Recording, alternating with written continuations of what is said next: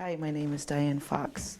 That's my married name. I am now divorced. My maiden name is Thundercloud. My parents are Quentin Thundercloud. He's a Ho-Chunk Nation tribal member, full-blooded.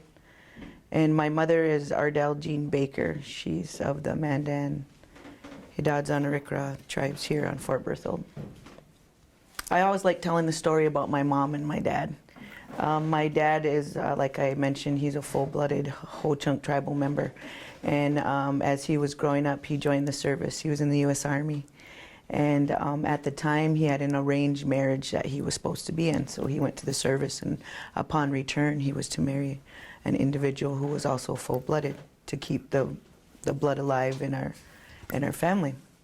And at that time, my mom was a young woman who was sent out when the relocation was going on.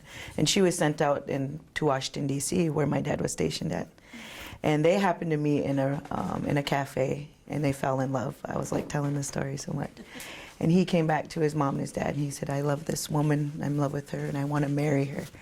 And at first they were kind of against it, you know, and they grew to love my mom, and eventually they got married. So I have an older sister and a brother, and I'm the baby. So that came from there.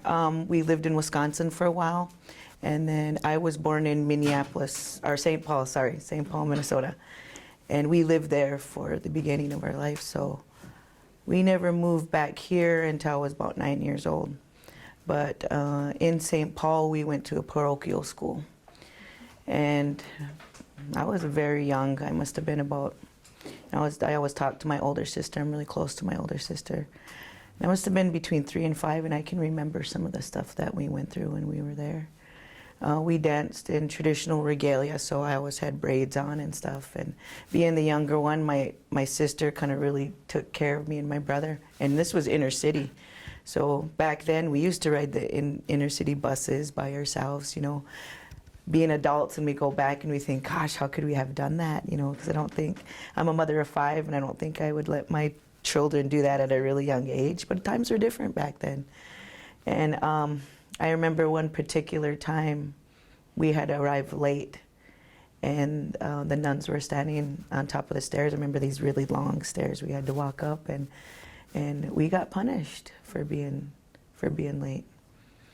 And back then, punishment was, I don't know if I want to say legal, but it was still intact, and we would get hit.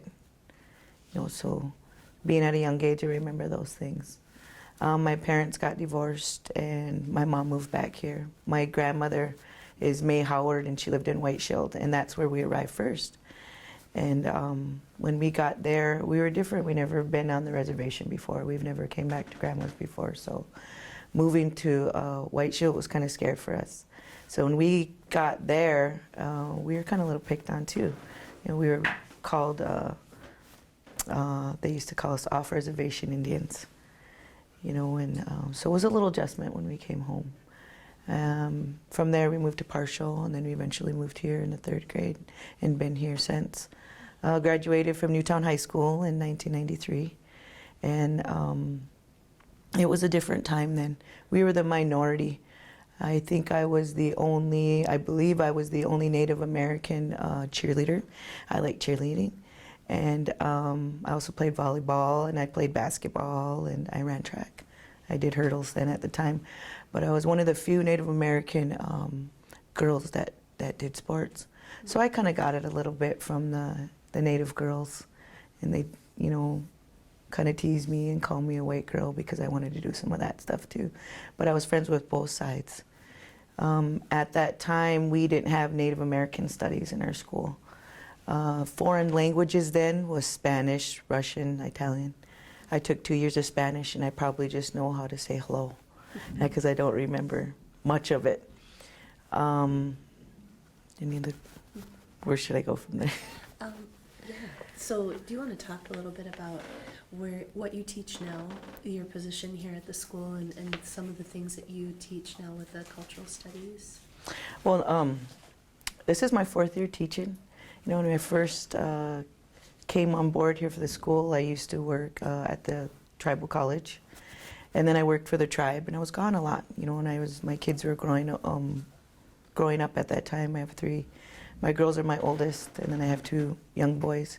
But my girls were just growing up then, and I missed a lot because at the time I was helping allocate funding for the new Alba-Woods clinic that we got here. We were part of the land selection, and we were doing all that. So I was in Washington, D.C. a lot, traveling back and forth. And one day I was like, I'm missing a lot of the stuff that